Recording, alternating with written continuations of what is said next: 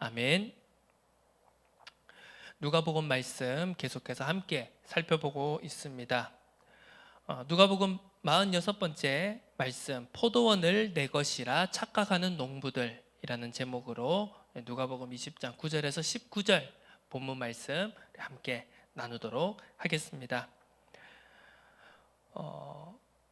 지금 예수님께서 성전을 청결하게 하신 그 사건을 시작으로 해서 지금 전체적인 큰 흐름이 계속해서 이어지고 있습니다.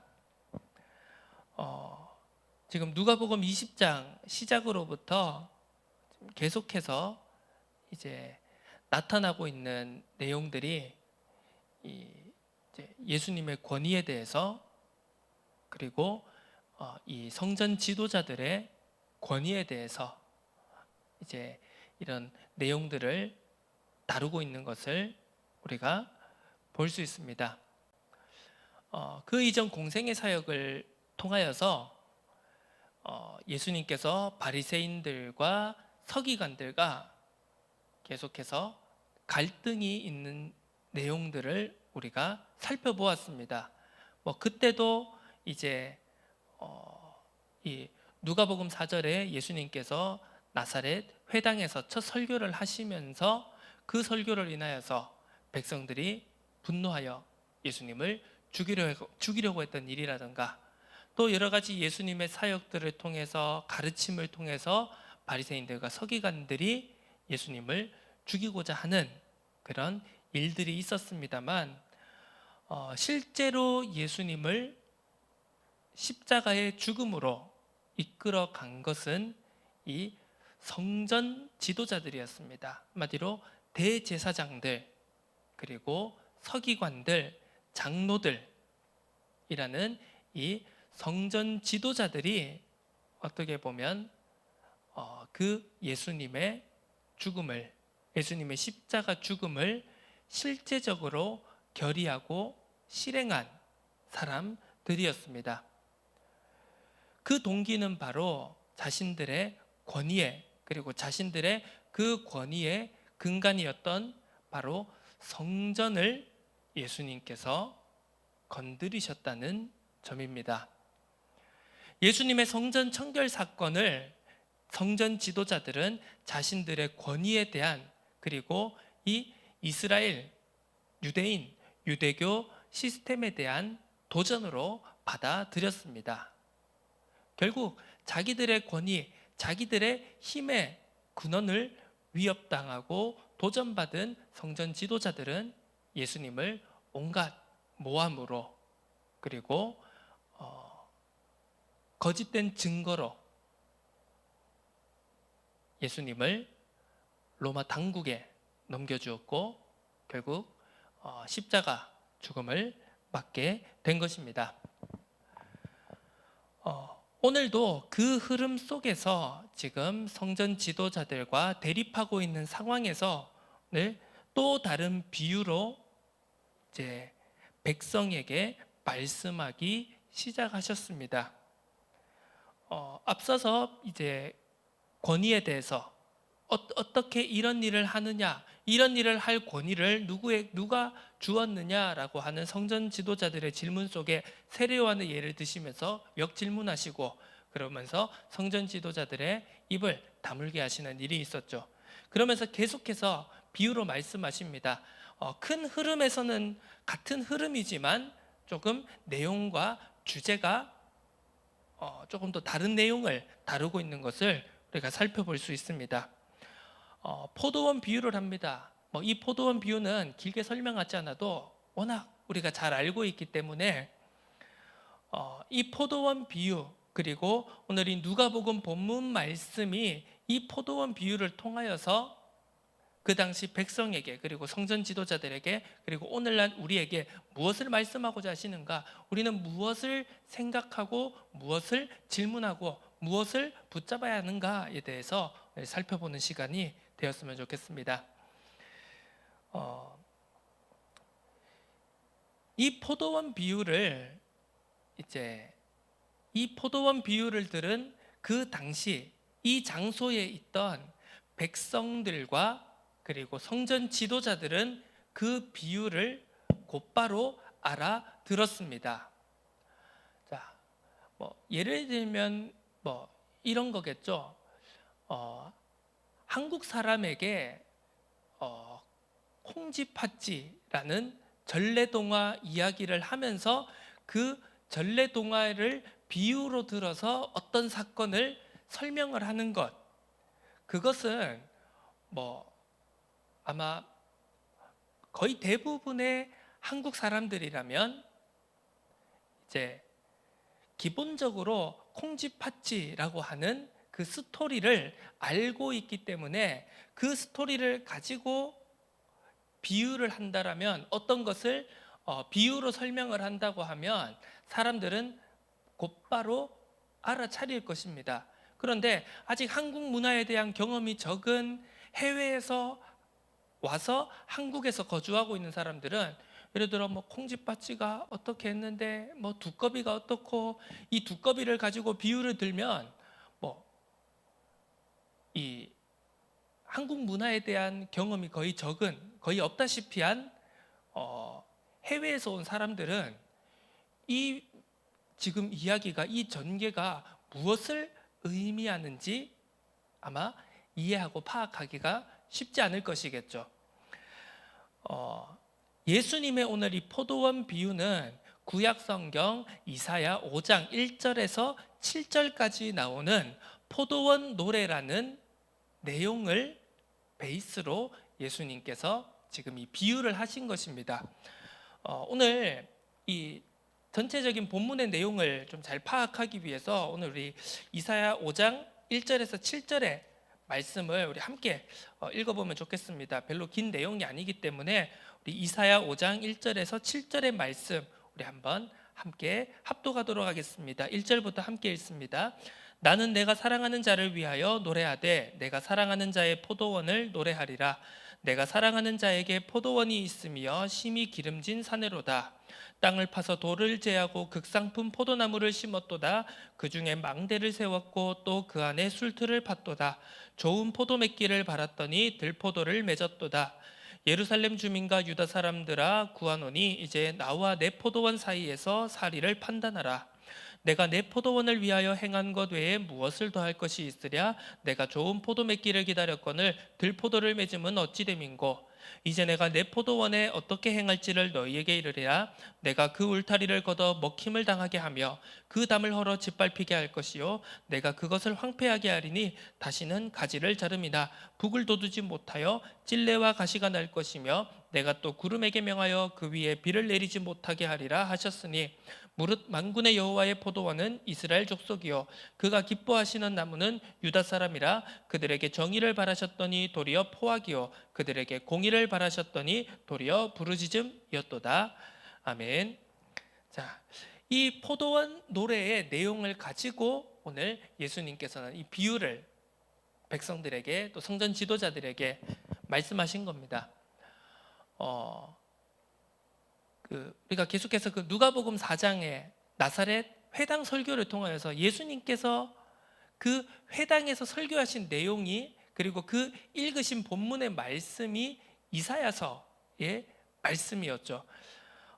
그만큼 그 당시 이제 유대인들에게 이 이사야 말씀은, 이사야 성경은 굉장히 익숙한 말씀이었습니다. 거의 대부분의 구약 성경들이 그랬겠지만 특히 이사야서는 이제 남유다 왕국의 멸망, 바벨론의 포로, 그리고 다시금 그 멸망당한 것에서부터 회복을 예언하는 말씀이었기 때문에, 멸망과 그리고 다시금 회복의 말씀이었기 때문에 그 당시 시대 상황 속에서 이스라엘 사람들은 이 이사야서 말씀을 굉장히 깊게 그리고 강하게 붙들었던 것으로 보입니다. 그렇기 때문에 한국 사람이 콩쥐팥쥐라는 전래동화의 내용을 대부분 다 알고 있듯이 이 이스라엘 사람들에게 이 이사야 5장 1절에서 7절의 포도원 노래라는 내용은 누구나 다 잘 알고 이해하고 있는 내용이었습니다. 자, 이 포도원 노래의 내용은 무엇이냐면, 이제 포도원이라고 하는 것은 오늘 이 이사야 5장의 말씀에서도 나왔듯이 이 당시 사람들도 포도원은 곧 이스라엘이라고 하는 인식이 있었습니다. 그렇기 때문에 하나님께서, 주인인 하나님께서 이 포도원 이스라엘을 통하여서 좋은 열매 맺기를, 좋은 포도나무 열매를 맺기를 바랬지만 들포도나무를 맺었다. 한마디로 하나님의 언약, 하나님의 명하심에 반하는, 신실하지 못한, 하나님의 말씀에 순종하지 못하고 하나님의 말씀을 거부하고 나아가는 이스라엘의 신실하지 못함과 불순종의 모습을 표현하고 있는 것이죠. 그렇기 때문에 이 5장 1절에서 7절에서는 포도원이 이제 완전히 황폐하게 될 것을, 즉 이스라엘의 남유다의 멸망을 예언하는 그런 말씀이었습니다.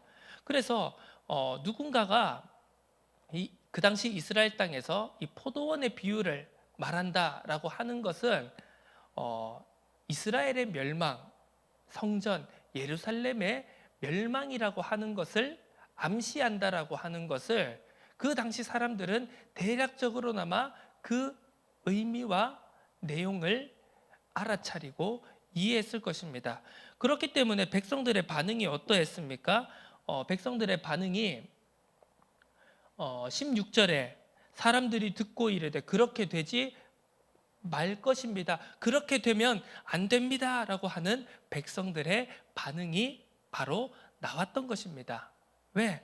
그들의 입장에서는요, 이 말씀이 지금 예수님이 말하는 이사야서 5장 1절에서 7절을 베이스로 한 이 말씀이 암시하는 것이 바로 이스라엘의 멸망이었기 때문이었습니다.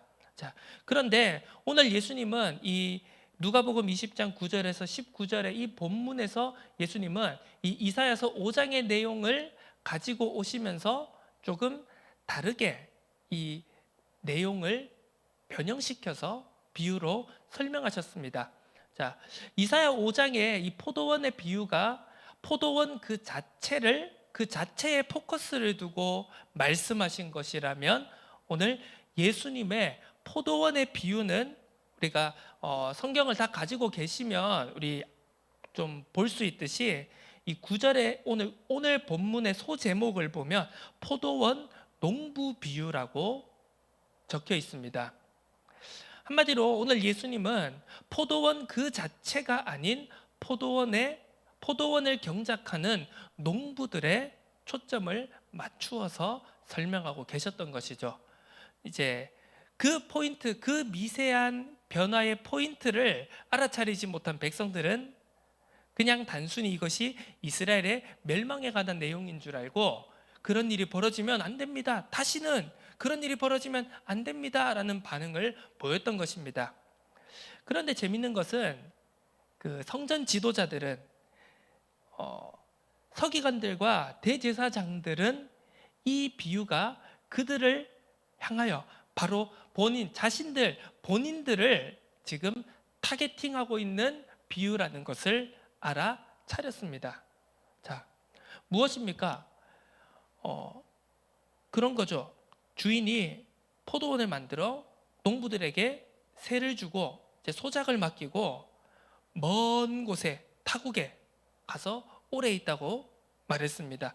때가 이름에 포도원 소출을 이제 농부들에게 요구를 하러 종들을 보내니까 그 농부들이 주인이 보낸 종들을 때리고 그리고 능욕하고 심지어는 그 종들을 죽이는 일이 발생을 했죠. 그래서 주인이 아들을 보내었더니 농부들이 의논하여서, 야, 저 아들이다, 주인의 아들이다, 저 아들을 죽여서 이 유산을, 이 포도원을 우리의 차지로 하자.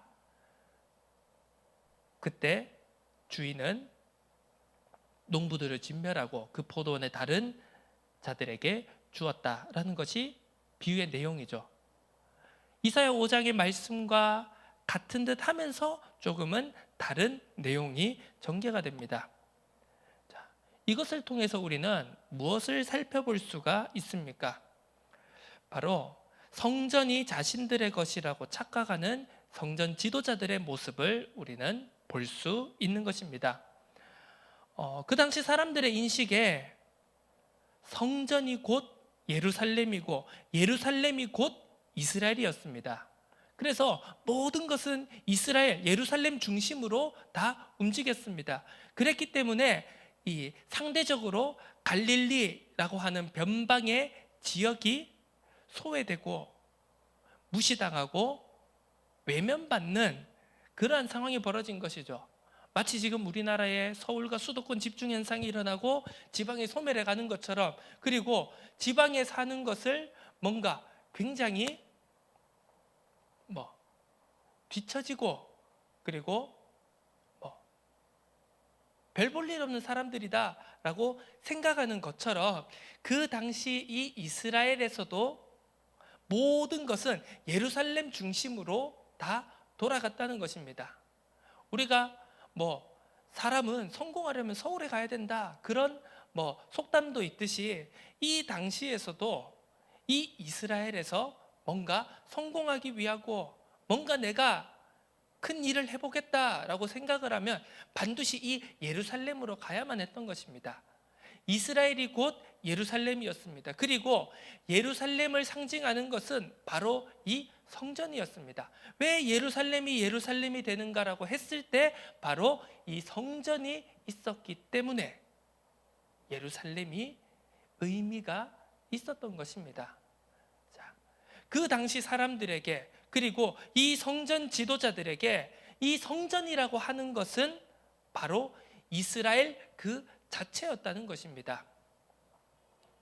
그런데 문제는 무엇입니까? 성전 지도자들이 자신들의 힘이 미치는, 자신들의 권위와 자신들의 권력이 미치는 그 성전 안에만 갇혀서 그곳에서 자기들이 왕노릇하고 그 안에서만 백성들을 호령하고 백성들에게 권위를 행사하면서 마치 자신들이 이스라엘의 주인인 것처럼, 이스라엘의 모든 것을 쥐락펴락하는 것처럼 그들은 자신들이 성전에, 그리고 자신들이 예루살렘에, 그리고 자신들이 이스라엘의 주인인 것처럼 착각했던 것입니다. 예수님은 이 오늘 본문의 누가복음 이 포도원 비유를 통해서 성전 지도자들에게 그것을 말씀하신 것입니다. 너희들은 주인에게 세를 받고 계약을 맺고 신실하게 일을 하여서 주인에게 포도원의 소출을 바쳐야 될 농부들이 아니냐. 그런데 왜 너희들이 주인이 보낸 종들을 때리고 능욕하고 죽이고, 그리고 결국 오실 그 아들까지 죽이려고 하는 것이냐라는 비유를 말씀하신 것입니다. 그리고 또 하나의 포인트가 있습니다. 바로 이 지도자들이 백성들을 자신들의 백성이라 착각했다는 사실입니다. 지금 성전 청결 사건으로부터 계속해서 지금 흘러가고 있는 한 가지 포인트가 있는데, 그것이 무엇이냐 하면 이 성전 지도자들이 백성들의 반응을 두려워했다는 사실입니다. 자, 이것이 굉장히 중요한 포인트입니다. 이 성전 지도자들이 왜 백성들을 지금 두려워하고 있는 것일까요? 한마디로 지금 예수라는 존재가 나타남으로 인해서 자신들과 백성 사이의 관계가 지금 깨어지고 멀어졌다는 것을 그들이 느끼고 있었기 때문입니다. 예수님이 오시기 전까지 성전 지도자들과 백성들의 사이는 한마디로 거의 왕과 백성의 관계나 마찬가지였습니다. 성전 지도자들, 대제사장들과 서기관들과 장로들과 그리고 이 바리새인들은 백성들에게 엄청난 신뢰와 존경과 그리고 이 권위를 받았던 것이죠. 저 사람들은 우리가 따르는 지도자다. 저 사람들의 말에는 함부로 토 달아서는 안 된다. 왜? 권위가 있기 때문에. 저 사람들이 성전 지도자들이기 때문에, 저 사람들이 하나님의 일을 섬기는 자들이기 때문에, 하나님의 말씀을 해석하고 하나님의 말씀을 순종케 하도록, 실천케 하도록 이끌어가는 자들이기 때문에 백성들은 그들을 존경하고 따랐던 것입니다. 그들의 권위와 그들의 지배에 복종하고 따랐던 것이죠. 그런데 예수님께서 오심으로 지도자들의 위선과 그리고 지도자들의 행태가 자꾸 드러나게 되는 것입니다. 예수님의 가르침이 시작되면 될수록, 예수님의 가르침이 깊어지면 깊어지고, 예수님의 가르침이 더 지속되면 지속될수록 이제 백성들의 눈이 뜨여지게 되는 것입니다. 저 성전 지도자들이, 저 바리새인들과 서기관들과 장로들과 대제사장들이 하나님의 말씀대로, 하나님의 뜻대로 사는 자들이 아니네. 자, 예수님께서는 제자들에게 그렇게 말씀하셨습니다. 너희들은 바리새인들의 말은 들어야 된다. 왜? 바리새인들이 하는 말 중에 틀린 말은 없었거든요. 그런데 무엇입니까?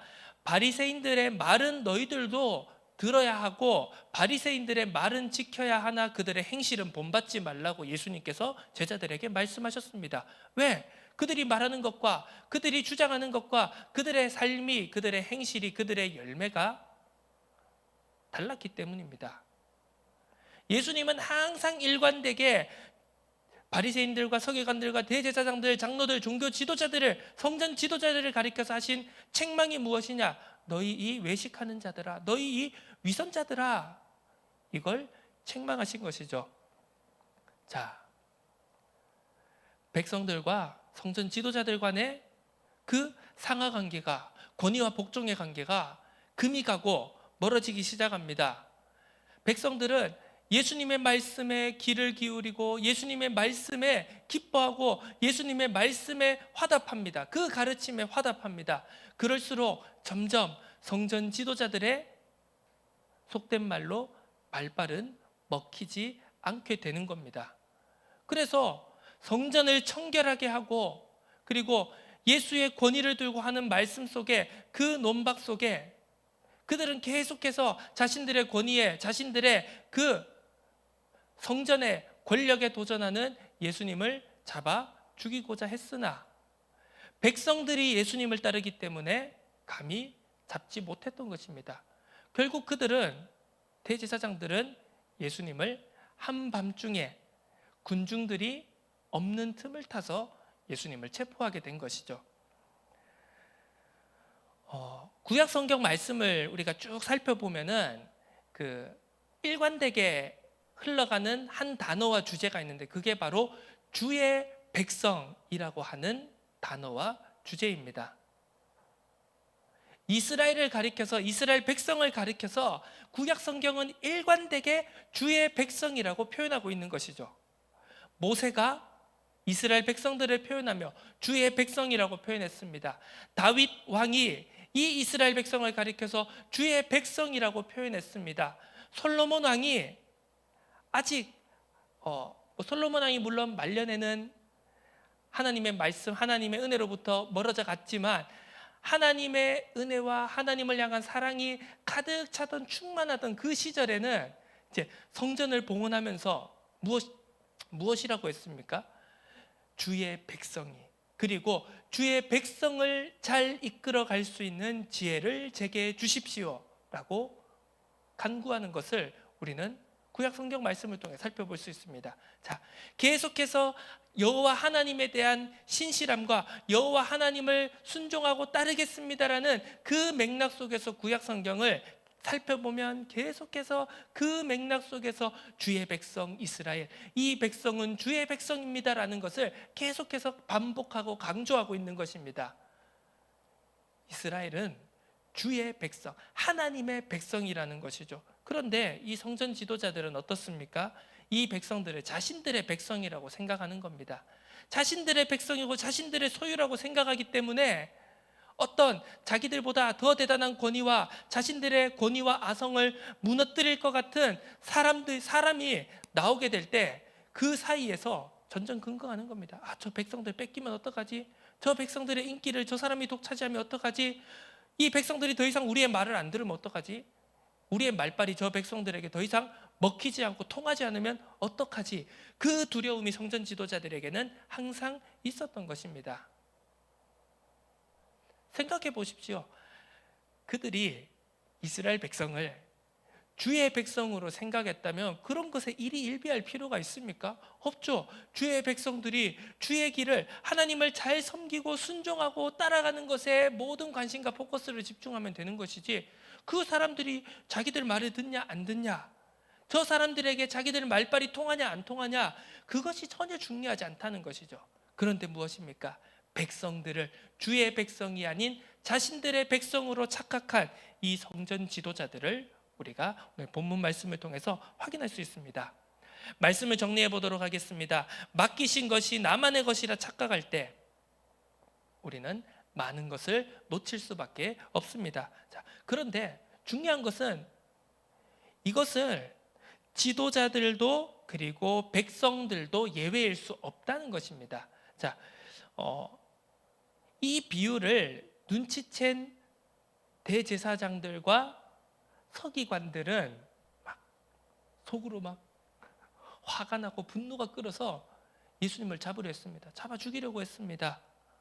그런데 이 비유의 진짜 의미를 아직 파악하지 못한 백성들은 단순히 이것이 이스라엘의 멸망인 줄 알고 그냥 땅의 멸망, 이스라엘 땅에서 북이스라엘과 남유다가 쫓겨났던 것처럼 다시 그 이미지를 생각하고 그냥 그렇게 돼서는 안 됩니다 라고 제3자의 입장에서 백성들은 얘기했지만, 사실 이 말씀을 지금 원래는 오늘 9절에 보니까 이 비유를 백성에게 말씀하셨다라고 성경 오늘 본문은 기록하고 있습니다.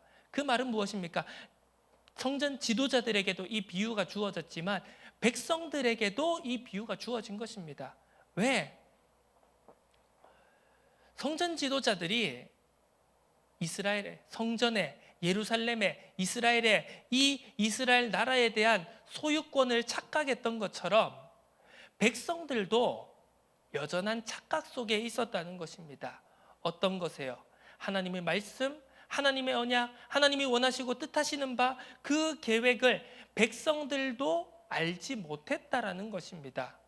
여전히 선민의식 속에, 민족주의 속에 하나님의 뜻이 어떻게 온 땅 가운데 만민 가운데 선포되어져야 되는가에 대한 그 의식은 하나도 없는 채 여전히 다윗의 왕국의 부활을 바라고 자신들이 저 이방 민족 로마 제국의 압제에서 벗어나기만을 바라는 그 백성들 또한 다를 바가 없었다는 것입니다. 결국은 예수님께서 십자가에 달리실 때 그 백성들이 어떻게 했습니까?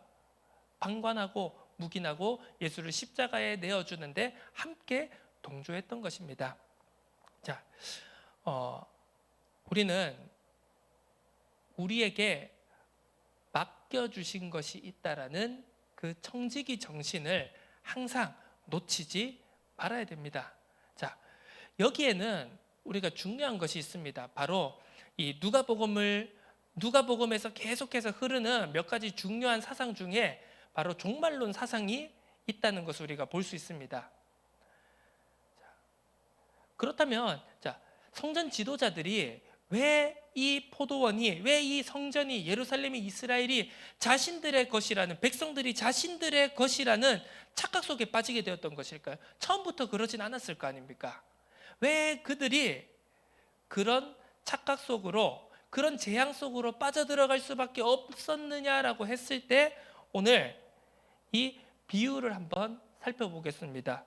포도원 주인이 농부들에게 새로 주고 타국에 가서 오래 있었다고 했습니다. 자, 지금 주인이 먼 곳에 있는 겁니다. 포도원 농부들이 생각을 했을 때 주인은 먼 곳에 있고 주인들이 자신들과 함께 있지 않고 주인이 없는 것과 마찬가지의 삶을 지금 살고 있는 겁니다. 주인이 다시 올까? 오지 않을까?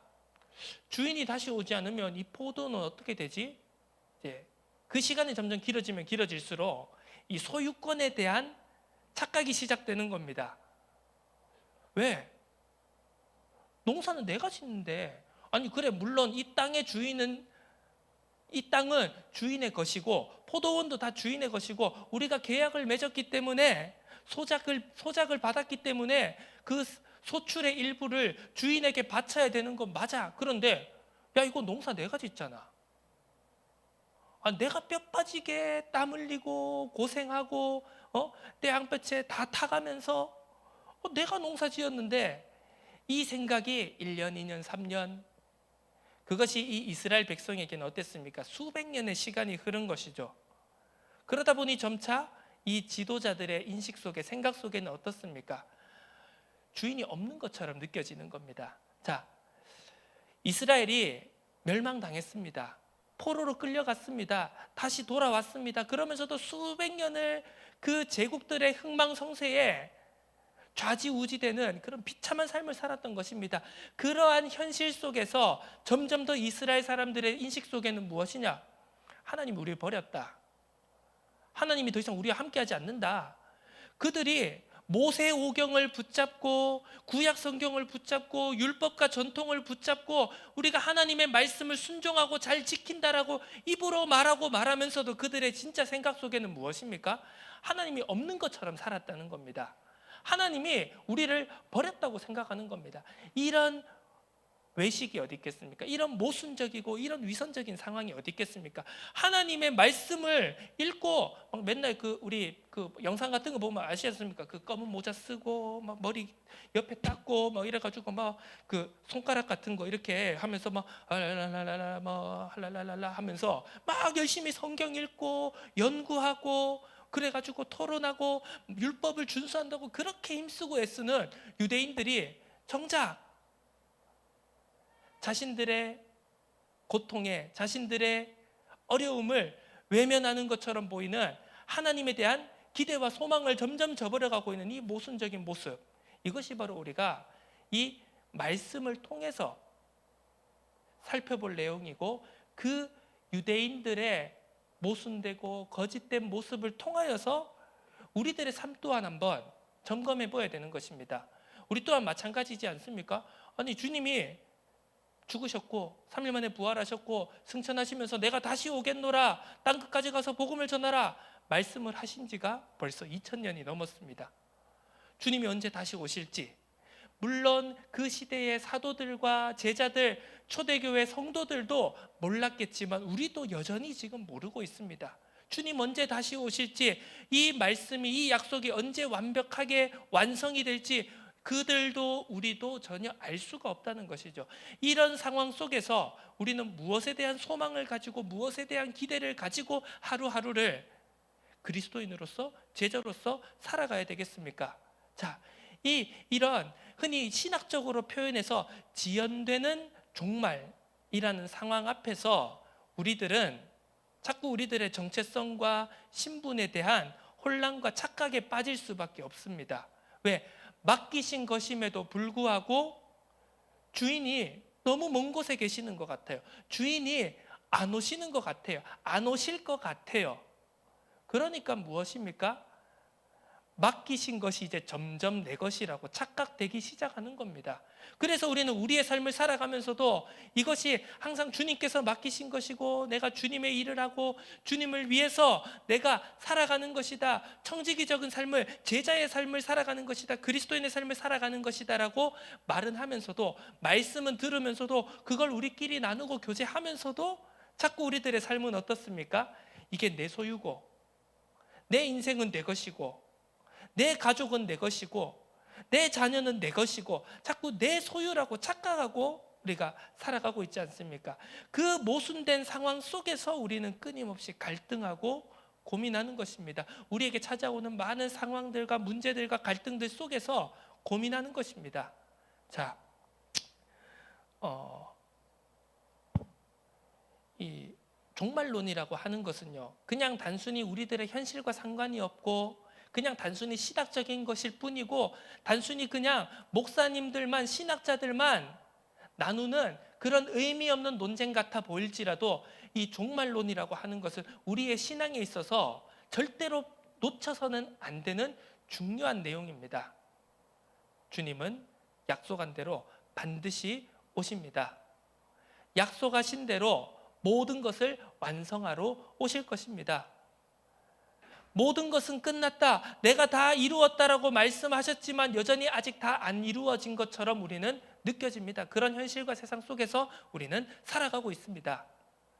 그 속에서 우리는 다시 오실 것이라는, 그리고 멀리 있는 것 같지만, 나와 있지 않는 것 같지만 지금도 나와 함께, 우리와 함께 하신다라는 그 믿음과 그 소망과 그 기대를 가지고 여전히 우리는 맡기신 일을 감당하는 삶을 살아야 한다는 사실입니다. 우리가 그 믿음을 회복하고 그 믿음을 가지고 견디고 지속해 나가는 우리들의 삶이, 맡기신 것을 잘 감당하는, 소유권을 착각하지 않는 우리들의 삶이 되어지기를 주님의 이름으로 축원합니다. 이 성전 지도자들처럼, 이스라엘 백성들처럼 소망을 놓치지 말고 포기하지 않고 끝까지 인내하고 견디며, 우리의 소망은 오직 주님뿐입니다. 우리의 소망은 오직 말씀뿐입니다. 우리의 소망은 오직 예수 그리스도의 복음뿐입니다 라고 하는 그 소망을 놓치지 않는 은혜가 성령의 인도와 역사를 통하여서 충만히 나타나는 우리들의 삶이 되어지기를 주님의 이름으로 축원합니다. 하나님 아버지 감사드립니다.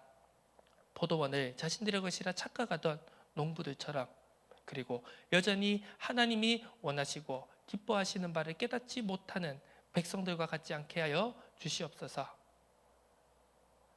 우리에게 주어진, 그리고 이 세상의 모든 것의 소유권이 여호와 하나님께 있음을 고백하고 우리는 그 맡기신 일을 잘 감당할 수 있도록 주님 오시는 그날까지 잘 감당하고 또 후대들에게 전달할 수 있는 신실한